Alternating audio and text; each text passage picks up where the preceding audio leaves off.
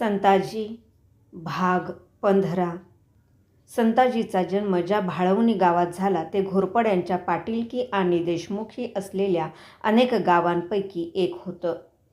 सपाट पठारी प्रदेशावर वसलेलं, आलुत्या बोलुत्यांसकट 18 पगड जातींच्या 150-200 घरांना आपल्या कुशीत घेऊन गुण्यागोविंदाने नांदणारं, फार सधन नव्हे, फार गरीब नव्हे, बागायतीपेक्षा जिरायती शेतीवर जगणारं. भाळवणीच्या मातीत जोंधळा, बाजरी, गहू ही पिके मुबलक व्हायची. पाऊस मध्यम पडायचा, पण गावच्या शेतीभातीला तो पुरायचा. मृग बरसला की पेरा सुरू व्हायचा. धान्याचे कोंब तरारून वर यायचे. वाढत्या पिकांनी शेते सजायची. वाहत्या वाऱ्यासवे त्यांची हिरवाई डोलू लागायची. उन्हाळ्यात रखरखीत उदास वाटणारा भाळवणीचा उघडा बोडका माळ पावसाळ्यात हिरव्या रंगाचा शेला पांघरून कोवळ्या लुसलुशीत गवताने सळसळू लागायचा. गावची गुरेढोरे तिथे चरणीला लागायची. गुराख्यांच्या हळ्या, त्यांच्या पाव्याचे मंजूळ स्वर रानावनात घुमायचे. ही धून वेगळी, हे तरंग वेगळे. संताजीच्या मनात ते रुंजी घालायचे. भाळवणीचा मुक्त मोकळा वारा पिऊन त्याची वाढ झाली होती. तिथल्या मातीत मनमुराद खेळून अंगात असामान्य रग त्याने पैदा केली होती. भाळवणीच्या आखाड्यात पहिल्यांदा त्याच्या हाती तलवार आली. नेमबाजीचा सराव करताना त्याने काढलेल्या बंदुकीच्या बारांनी त्या देह्याच्या दिशा दणाणल्या. आसमंतातील रानपाखरे सैरभैर उडाली. इथेच तो घोडा फेकायला शिकला. भाळवणीतल्या लाल मातीच्या आखाड्यात शिनेच्या मल्लांशी झोंब्या घेत दंड बैठकांनी घुमत आपला देह त्याने पुष्टनी घाटदार बनवला. गावापासून पश्चिमेला अर्ध्या कोसावर येरळा नदी वाहते. पावसाळ्यात ती एखाद्या गर्भार बाईसारखी फुलते. उन्हाळ्यात मात्र चिंधी एवढी धार तिच्या पात्रातून वाहताना दिसते. भाळवणीकर पाण्यासाठी तिच्यावर अवलंबून नव्हते. गावाशेजारून वाहणारा एक मोठा ओहोळ त्यांची सारी गरज भागवायचा. उन्हाळ्यातही त्याला बऱ्यापैकी पाणी असायचं. तरीही येरळेचं महत्त्व होतंच. गावची जी थोडी फार बागायती शेती होती ती तिच्या पाण्यावर तरारायची. गुराढोरांची तहान भागवायला तिचाच आधार होता. पोरेटोरे बापे डुंबायला तिच्याकडे धाव घ्यायचे. पुराने उफाळणारी नदी पोहून पार करण्याची पैज लावणं आणि ती जिंकणं हा भाळवणीकरांचा एक वेडा छंद होता. एक दिवस भाळवणीचं भाग्य पालटलं. म्हाळोजी घोरपड्यांच्या मनाने घेतलं. गाव उत्तम, वस्ती इथेच करावी. स्वच्छ मोकळा परिसर, शिवाय जहागिरीच्या दृष्टीने ठिकाण मध्यवर्ती. विटा, नहावी, वांगी ही घोरपड्यांच्या पाटीलकीची देशमुखीची गावे आसपास वसलेली. गावाला पाण्याची ददात कधीच जाणवणार नव्हती. त्यांनी मनात आणताच गावाचं रूप पालटू लागलं. पाथरवट, गवंडी कामाला लागले. भाळवणीच्या उघड्या माळावर आधी 7-500 घोड्यांची पागा सजली. गाव कुसाची तटबंदी तिची भव्य वेस बांधून झाली. ओहोळाला प्रशस्त घाट बांधला. ऐसपैस घेर असलेला राहता वाडा आकाराला आला. त्यात मुदबकखाना, बैठकीच्या झोपण्याच्या खोल्या, धान्याच्या कोठ्या, शस्त्रागार, इतर कारखान्यासाठी लागणाऱ्या खोल्या होत्या. वास्तू शांत केल्यावर म्हाळोजींची नव्या नव्हाळीतली पत्नी उमा तिथे राहायला आली. बंगळूर मुक्कामी खुद्द शहाजीराजांनी तिचं लग्न म्हाळोजींशी लावून दिलं होतं. म्हाळोजी नेमते होते तेव्हापासून राजांनीच त्यांचा सांभाळ केलेला. वयात आल्यावर त्यांना आपल्या सैन्यात जुमलेदारी दिली. आपला थोरला पुत्र संभाजीच्या पदरी त्यांना ठेवलं. म्हाळोजींचं चाकरीचं कार्यक्षेत्र बंगळूर, कर्नाटकात. पण लग्नानंतर आपल्या तरुण पत्नीला दूर महाराष्ट्रात ठेवायचं त्यांनी ठरवलं. उमाबाईंच्या वास्तव्यानं घोरपड्यांचा वाडा नांदता झाला.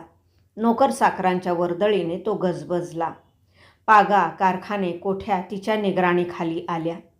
स्वतःपासून इतकं दूर आपल्याला ठेवण्याचा पतीचा उद्देश काय तो उमाबाईंना कळला होता.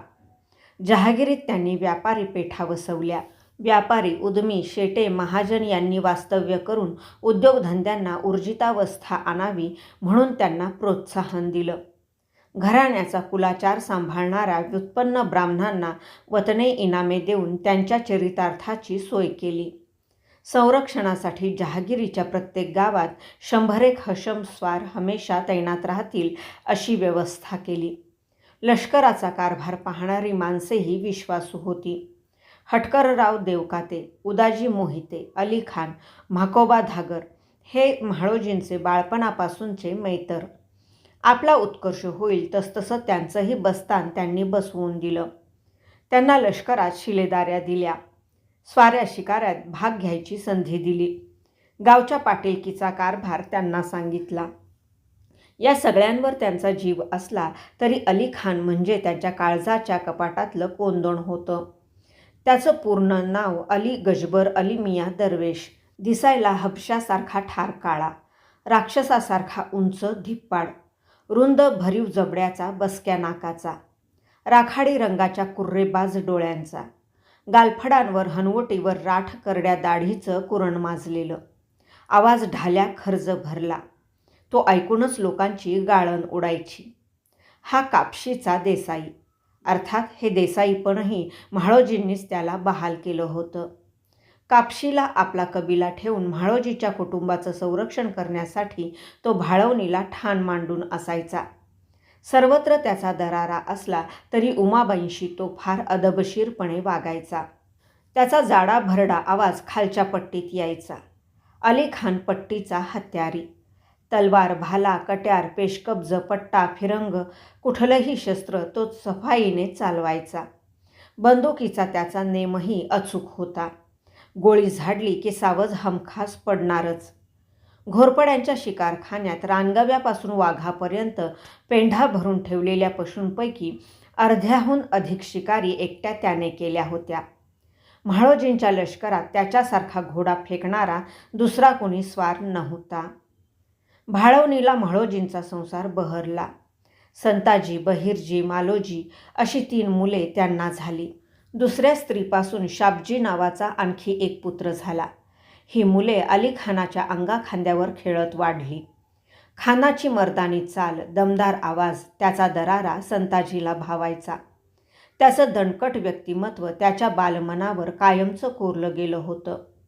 शिकारीसाठी कोसोगणती रानोमाळ भटकण्याचा छंद त्याला लागला तो खानामुळेच. पावसाळ्यात गुडघ्या एवढ्या चिखलातून, उन्हाळ्यात भाजणाऱ्या फोपाट्यातून आणि हिवाळ्यात पोटरीपर्यंत सलगी करणाऱ्या दवमाखल्या बर्फाळ कोवळ्या गवतातून एका अनिवार ओढीने खानाच्या संगतीने त्याने रान पालथं घातलं होतं. चिंचा, चिगूर, बोरे या रानमेव्यात रमत, मधमाशांची पोळी हुडकत, सवंगड्यांसवे दूरपर्यंत फिरताना, उदंड पायपिटीने थकून भुकेल्या पोटाने एखाद्या पेरूच्या बागेतले कच्चे तुरट पेरू चोरून खाताना त्याला कधी संकोच वाटला नाही. कच्च्या कैऱ्या घामेजल्या मुठीतल्या मिठासह मटकावताना होणारा अपार आनंद काही वेगळाच होता. गावातल्या खंडेरायाच्या देवळापुढे मोठं मैदान होतं. तिथे संध्याकाळी हुतुतू, आट्यापाट्या, विटीदांडूसारखे खेळ होत. रात्री गावात लवकर निजानीज झाली तरी मुलांचा मेळा उशिरापर्यंत गप्पा मारत बसे. कधी लढाईच्या, कधी गावातल्या लहान मोठ्या घडामोडींच्या, तर कधी भूताखेतांच्या गोष्टी निघत. त्या रंगवून सांगितल्या जात. संताजीचा या साऱ्यातला सहभाग ठरलेला. राजकीय घडामोडी सांगताना शिवाजी महाराजांचा विषय हमखास निघे. त्यांच्याविषयी सैनिक शिलेदारांकडून कळलेल्या गोष्टी संताजी सांगे नि पोरे भान हरपून त्या ऐकत राहत. मुलांची वयं थोडी वाढल्यावर म्हाळोजींनी त्यांना करड्या शिस्तीचा शिपाईगडी असलेल्या अली खानाच्या हाती सोपवलं. तो मुलांना पहाटे लवकर उठवायचा. तालीमखान्यात त्यांना मनसोक्त घुमवायचा. लाल मातीत तुल्य बळ भिडूनशी झोंबी घ्यायला लावायचा. मुले घामाघूम होत. नंतर दमगीर होईपर्यंत धावण्याचा व्यायाम, घोड्यावरची रपेट. रपेटीसाठी खान मुद्दाम नाठाळ घोडे निवडायचा. त्यांना आवरता आवरता मुलांची तारांबळ उडायची. पण खान मात्र फुरफुरत उभ्या जागी नाचणाऱ्या त्या घोड्यांना जरासं चुचकारून लगेच शांत करायचा. ये जानवर सबसे तेज चालाक है.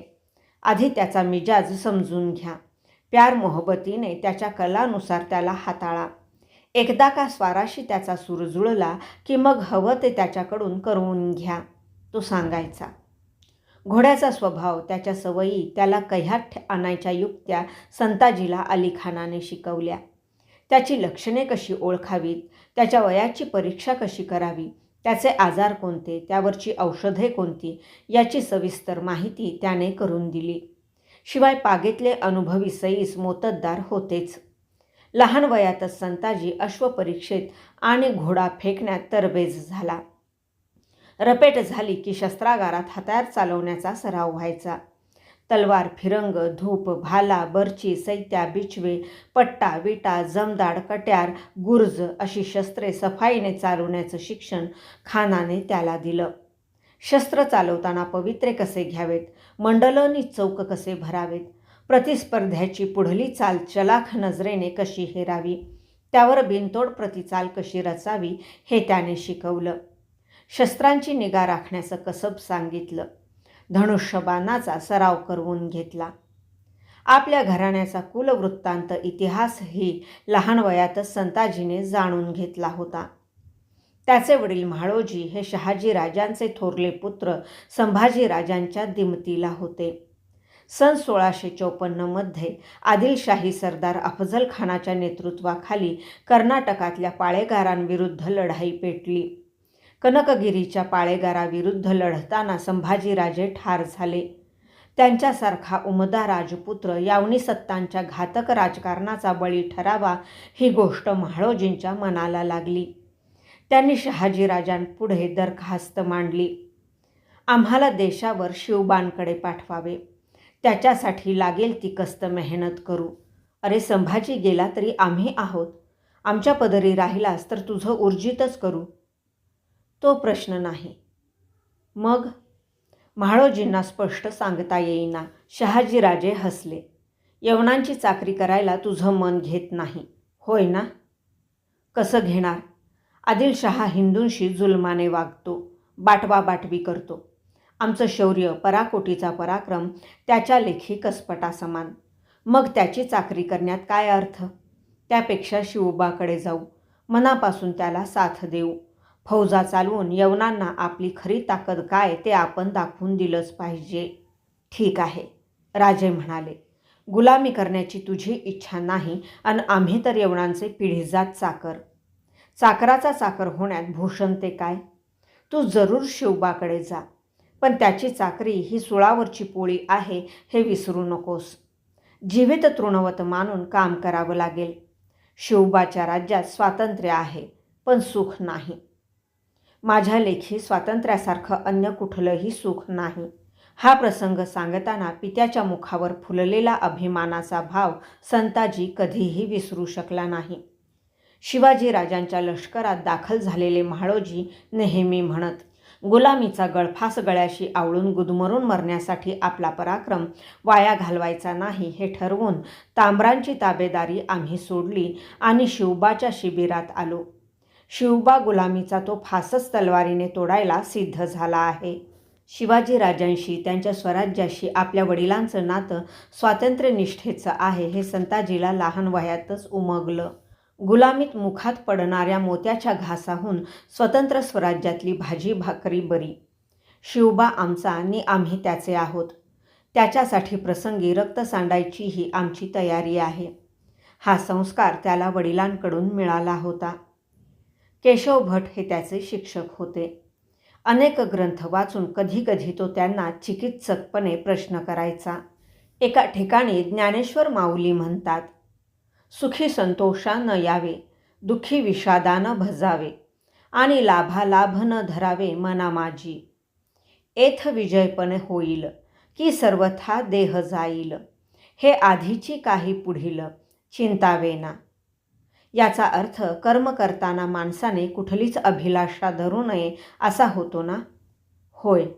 कृष्ण अर्जुनाला सांगतोय की हे अर्जुना, सुखदुःखाचा, फायद्या तोट्याचा विचार न करता माणसाने आपलं कर्म करत राहावं. लढाईत जय मिळेल की मृत्यू येईल याची तमा धरू नकोस. तुझं काम फक्त लढणं हेच आहे. पण गुरुजी, लढाई जिंकण्यासाठी करायची असते ना? मेल्यावर जय मिळून काय फायदा? अरे, हा संवाद कुणात चाललाय त्याचा विचार केलास का तू दाजी? कृष्ण अर्जुनाला सांगतोय हे. अर्जुन नर आणि कृष्ण नारायण होता. सामान्य माणसाचं सुखदुःख, जय पराजय या पलीकडचा विषय आहे हा. धर्म हे त्याचं सार आहे. जगणं आणि मरणं अटळ असलं तरी जगायचं कसं आणि मरायचं कशासाठी ही गोष्ट आपल्या धर्मग्रंथांमध्ये कशी प्रभावीपणे सांगितली आहे ते केशव भट त्याला समजावून सांगत.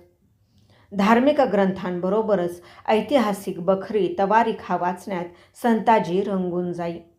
यावनी सुलतान बादशहा यांच्या मराठीतून नकलून काढलेल्या अनेक बखरी त्याने वाचल्या. मोगल, आदिलशाही, कुतुबशाही यांचा इतिहास त्यामुळे त्याला कळला.